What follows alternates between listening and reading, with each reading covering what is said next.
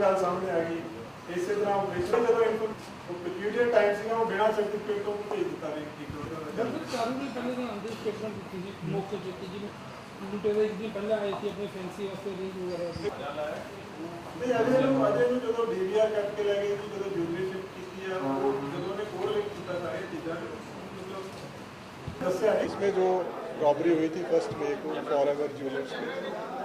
उसमें हमने जितनी इन्वेस्टिगेशन अब तक की है उसमें यही बात सामने आई है कि जो ओनर हैं, 2 ओनर हैं इस शॉप के, रजनीश वर्मा और विनोद वर्मा, तो इन्होंने खुद ही स्टेज मैनेज की थी सारी रॉबरी। इसमें बहुत सारे हमारे पास एविडेंसेस ऐसे आए हैं जिनसे ये बात सामने आई है। तो अभी हमने इसमें विनोद वर्मा है, उनको आज हमने अरेस्ट किया है, आज हमारी पुलिस पार्टी ने, और अभी हम इंटेरोगेशन करके और पता लगाएंगे कि कौन कौन लोग थे, कहाँ से लेके आए थे।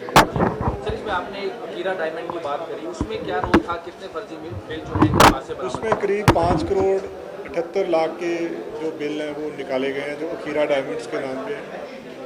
और उनसे हमने जो इनिशियल स्टेज पे अभी 65 लाख की हमने रिकवरी की है। और बाकी जो ज्वेलरी है, क्योंकि अब तक की जो इन्वेस्टिगेशन है उसमें ये बात सामने आई है कि करीब 2 करोड़ की ज्वेलरी उस दुकान में थी बिफोर दिस इंसिडेंट, और जो 65 लाख की हमने रिकवर कर ली है, 7.5 लाख की और है जो एक और ज्वेलर को इन्होंने बेची थी ज्वेलरी, और करीब 1.25 करोड़ से लेकर 1.5 करोड़ की ज्वेलरी जो है वो विनोद वर्मा जो जिनको हमने अभी आज अरेस्ट किया है उनसे हम अभी रिकवर करेंगे। सर, शेखर और कुलवंत सिंह का नाम लिया है, इनमें इनका क्या रोल है इस पर? नहीं, इन्होंने सिर्फ जो शेखर है ये एक पार्टनर थे हीरा डायमंड में, इन्होंने बल्कि खुद ही पुलिस के पास आए, इन्होंने खुद ही बताया कि भी कुछ ज्वेलरी जो है वो 28 तारीख को before 2 days before the robbery इनके पास रखी थी, जो इन्होंने पुलिस को रिकवर करवाई है,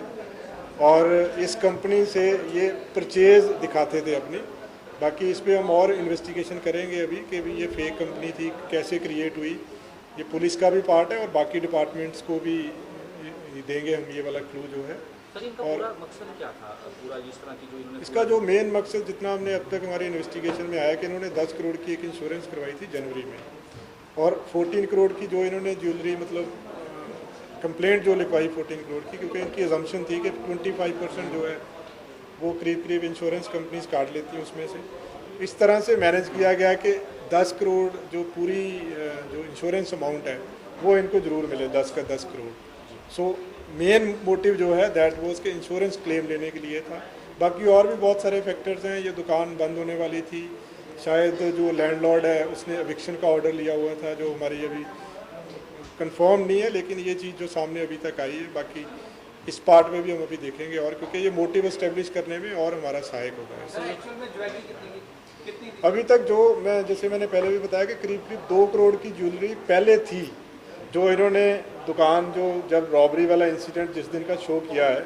उससे 2 दिन पहले ही वहाँ से ले गए थे सारी की सारी ज्वेलरी। सो 2 करोड़ का जो है वो फिगर है जो हमारे पास है, जिसमें से 65 लाख की हमने रिकवर कर ली और बाकी हम इन्हीं से रिकवर करेंगे, क्योंकि उसके बाद ये भी चीज़ सामने आई है कि ये करीब 1.25 से 1.5 करोड़ की ज्वेलरी और बेचने के लिए गए थे, शेखर के पास रखने के लिए गए थे, जिसने क्योंकि उस टाइम अखबारों में आ चुका था, न्यूज़ बन चुकी थी, तो उसने उस टाइम रिफ्यूज़ कर दिया ज्वेलरी रखने से। अभी हमने जो इनके 2 एम्प्लॉई हैं वो तो हमारे विटनेस हैं। एक तो